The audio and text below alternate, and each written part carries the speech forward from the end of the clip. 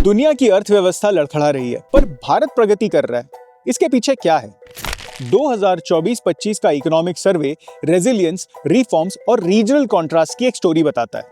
तेजी से बढ़ते आईटी एक्सपोर्ट से लेकर मॉनसून प्रभावित मैन्युफैक्चरिंग, इन सभी पहलुओं को पहला चैप्टर इकोनॉमिक सर्वे का हाईलाइट करता है। जॉब्स, इन्फ्लेशन और क्यों कुछ स्टेट्स आगे बढ़ रहे हैं और कुछ पिछड़ रहे हैं, इन सब पे कुछ सरप्राइजिंग इनसाइट्स के लिए बने रहें।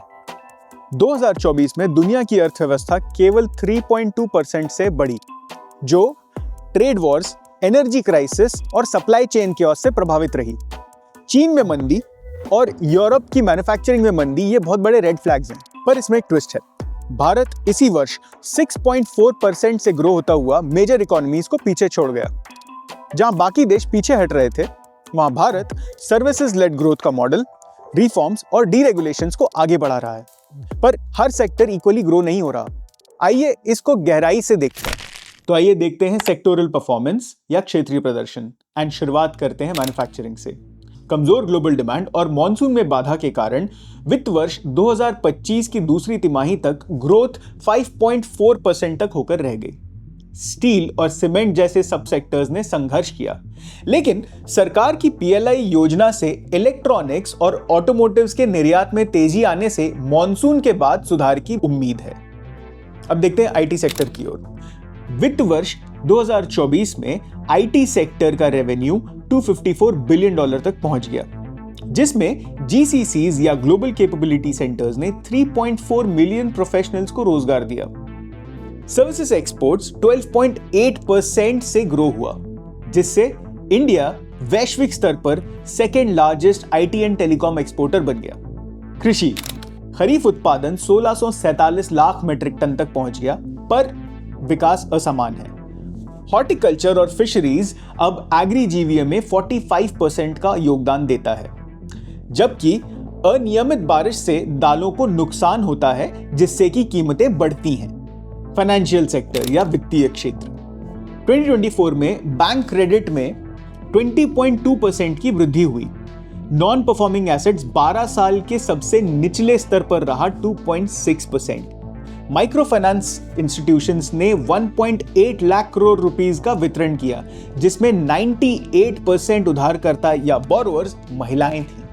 Mining and construction financial year 2024 में कंस्ट्रक्शन में 9.5% की वृद्धि हुई। याद करें, 2024 के बाद से इंफ्रास्ट्रक्चर में सरकार का केपेक्स इन्वेस्टमेंट लगभग 40% से ग्रो हुआ है। मॉनसून की देरी के कारण फाइनेंशियल ईयर 25 की पहली 6 मंथ्स में माइनिंग में 2.1% की गिरावट आई, लेकिन कोयला उत्पादन में 15% की बढ़ोतरी के साथ इसमें फिर से उछाल आएगा।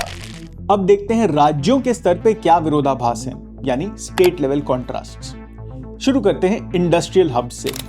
गुजरात, महाराष्ट्र, कर्नाटक और तमिलनाडु ये औद्योगिक जीवीए में 43% का योगदान दे रहे हैं, जबकि पूर्वोत्तर राज्य असम को छोड़कर केवल 0.7% का योगदान करते हैं। फिस्कल हेल्थ यूपी और एमपी जैसे राज्यों में जीएसटी रेवेन्यू में 12% की वृद्धि देखी गई, लेकिन पंजाब और केरल 35% से ऊपर डेट टू जीडीपी रेशियो के साथ संघर्ष कर रहे हैं। मुद्रास्फीति असमानताएं यानी इन्फ्लेशन डिस्पैरिटीज। सप्लाई बॉटलनेक्स के कारण राजस्थान जैसे राज्यों में rural urban inflation gap 1.4x तक बढ़ गया, जबकि तेलंगाना ने इसे 1.1 टाइम्स ही रखा। Inflation and employment trends. Retail inflation 4.9% तक गिरा अप्रैल और दिसंबर के बीच में, लेकिन दालों और सब्जियों के कारण फूड इन्फ्लेशन 8.4% तक बना रहा। लेबर फोर्स पार्टिसिपेशन 58% तक पहुंच गए, लेकिन सेल्फ एम्प्लॉयमेंट अभी हावी है। गिग इकोनॉमीज के चलते रेगुलर सैलरीड एम्प्लॉयमेंट 22% तक गिर गए। अब देखते हैं कुछ चुनौतियों की ओर और उन पर भारत की प्रतिक्रिया क्या है। भारत की वृद्धि बाधाओं के बिना नहीं है। आइए विश्लेषण करते हैं इन चुनौतियों का और देखते हैं नीति निर्माता इनका सामना कैसे कर रहे हैं। Trade deficit and manufacturing slowdown. Merchandising exports में केवल 1.2% की वृद्धि हुई, जबकि इंपोर्ट्स में 4.8% की। इस अंतर को सर्विसेज एक्सपोर्ट्स की ग्रोथ ने पाट दिया।